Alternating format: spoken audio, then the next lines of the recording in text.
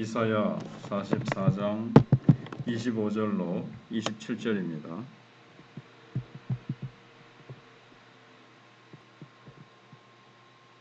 헛된 말을 하는 자들의 징표를 폐하며 점치는 자들을 미치게 하며 지혜로운 자들을 물리쳐 그들의 지식을 어리석게 하며 그의 종의 말을 세워주며 그의 사자들의 계획을 성취하게 하며 예루살렘에 대하여는 이르기를 거기에 사람이 살리라 하며 유다 성읍들에 대하여는 중건될 것이라 내가 황폐한 곳들을 복구시키리라 하며 기품에 대하여는 이르기를 마르라 내가 내 강물들을 마르게 하리라 하며 오레스에 대하여는 이르기를 내 목자라 그가 나의 모든 기쁨을 성취하리라 하며 예루살렘에 대하여는 이르기를 중건되리라 하며 성전에 대하여는 내 기초가 놓여지리라 하는 자니라.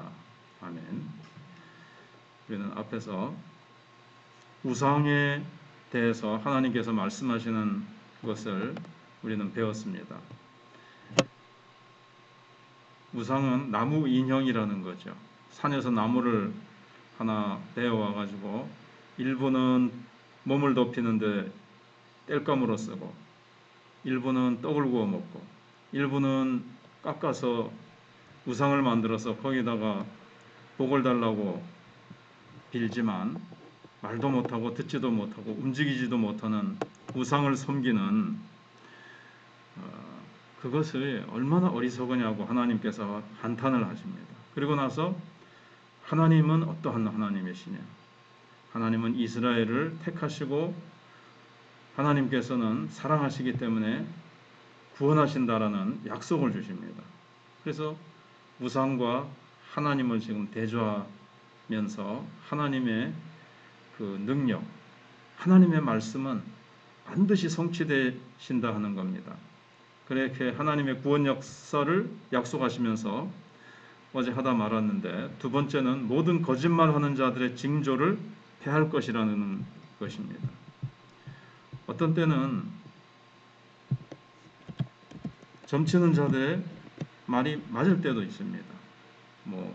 또 세상 통치자들의 말이 맞을 수도 있습니다. 그러나 이스라엘에 대한 예언에 있어서는 절대로 맞출 수가 없는 거예요. 철저하게 틀릴 것이며 미칠 것이라고 25절에 말씀하고 있습니다. 왜냐하면 구원에 대한 거기 때문에 구원은 오직 하나님께만 속한 것이기 때문에 그렇습니다. 어떤 귀신의 잠시의 능력을 빌려서 부분 조금 맞을지 모르지만 구원 역사, 하나님이 하시는 구원 역사에 대해서는 귀신들이 또 점치는 자들, 거짓 이 선지자들이 결코 맞출 수 없다는 겁니다.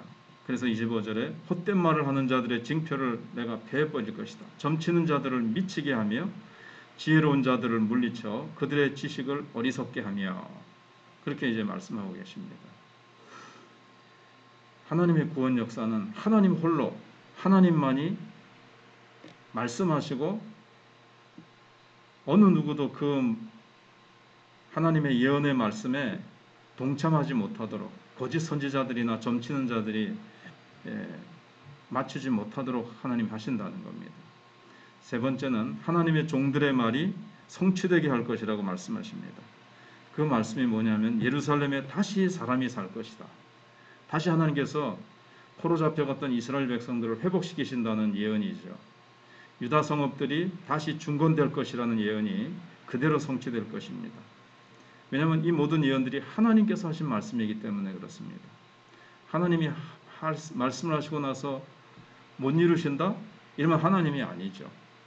하나님이시기 때문에 하나님은 우상과 달리 말씀하시고 하신 말씀을 반드시 이루신다는 거예요. 그래서 26절에 그의 종의 말을 세워주며 하나님이 보내신 종의 말은 하나님이 반드시 딱 그 말을 세우십니다. 그리고 사자들의 계획을 성취하게 하며 예루살렘에 대하여 거기 사람이 살리라 유다 성읍들에 대해 중건되리라 황폐한 곳들을 복구시키리라. 70년 동안이나 완전히 주인 없이 황폐화되었는데 어떻게 복구가 될까? 인간적으로는 도무지 안 될 것 같아도 하나님은 하신다는 겁니다. 우상은 아무 능력이 없습니다. 근데 이스라엘 백성들이 자꾸 우상에게 빌어요. 우상에게 빌어봤자 소용없다. 내가 이 일을 이루리라. 그렇게 말씀하시는 겁니다. 우리도 세상의 헛된 것, 아무런 힘이 없는 것에 우리가 자꾸 의지하는데 우리는 말씀하신 하나님의 그 약속을 붙들고 또 약속하신 그 하나님께서 반드시 이루실 그 하나님을 우리가 붙들고 의지해야 될 것을 말씀하십니다. 그리고 네 번째는 다시 강물이 마르고 바다의 길이 생겨서 이스라엘 백성들이 하나님께 돌아오는데 장애물이 없어질 것이라고 말씀하십니다. 하나님께서 이스라엘 백성들이 출애굽할 때 홍해를 마르게 하셨죠. 요단강을 가르게 하셨죠. 그래서 약속의 땅으로 인도하셨습니다. 근데 이제 제2의 출바벨론을 이루시는 데 있어서도 아무런 장애가 없게 하실 것이라는 겁니다. 하나님이 이스라엘 백성들을 깨닫게 하시기 위해서, 연단하시기 위해서 바벨론이라는 이 불구덩이 속에 집어넣으셨습니다. 그러나 하나님께서 때가 차면 또 다시 나오게 하시는데 그때는 또 하나님께서 장애물이 없게 하십니다. 기쁨에 대하여는 이르기를 마르라. 내가 내 강물들을 마르게 하리라. 그렇게 하시는 거죠. 하나님께서는 우리를 다시 회복시키실 때 장애물들을 다 없애십니다. 마지막 다섯 번째로는 고레스가 유다 백성을 해방시켜 고토로 돌아오게 할 것이라고 말씀하십니다. 고레스는 이렇게 이사야가 예언한 다음에 150년 후에 태어납니다. 그런데 하나님께서는 벌써 150년 전에 이스라엘 백성들을 해방시킬 사람도 미리 예언을 하세요. 그리고 하나님께서는 꼭 이스라엘 백성들만 쓰시는 것이 아니라 그 말은 하나님은 모든 우주적인 하나님, 열방의 하나님이시라는 것을 얘기해 주고 있습니다. 그래서 28절에 고레스에 대하여는 이르기를 내 목자라 그가 나의 모든 기쁨을 성취하리라. 근데 고레스가 하나님을 믿었던 사람인가? 믿었던 사람은 아닙니다. 그래도 하나님은 누구든지 하나님이 원하시면 쓰실 수 있어요. 왜 하필이면 이스라엘 사람을 안 쓰시고 파사 사람을 쓰십니까? 하나님은 그런데 매이지 않으신다는 것을 보여주시기 위해서 하나님은 누구든지 쓰실 수 있고 이스라엘 사람에게 제한되시지 아니하시고 하나님은 열방의 하나님, 우주의 하나님, 모든 것의 주인 되시는 하나님이시라는 것을 보여주시기 위해서 하나님께서 그렇게 하시고 고레스를 통해서 예루살렘과 성전이 이렇게 중건되도록 하시겠다는 겁니다.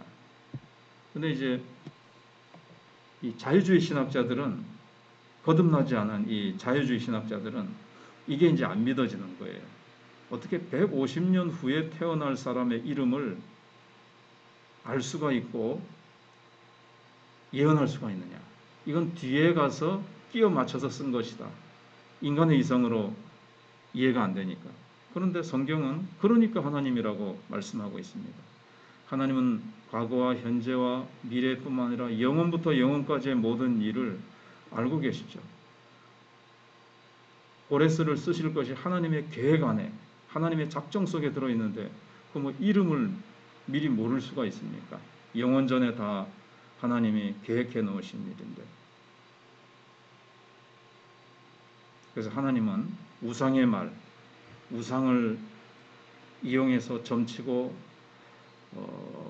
헛된 말을 짓거리는 모든 거짓 선지자들과 예언자들의 말을 다 패하시고 오직 하나님만 의지하고 하나님을 믿었던 선지자들과 이스라엘 백성들을 다시 세우시고 하나님께서 역사하실 것을 말씀하고 있습니다. 우리는 하나님의 말씀만이 참이라는 것을 믿고 이 세상이 다 무너져도 하나님의 말씀만을 믿고 의지할 때에 하나님께서는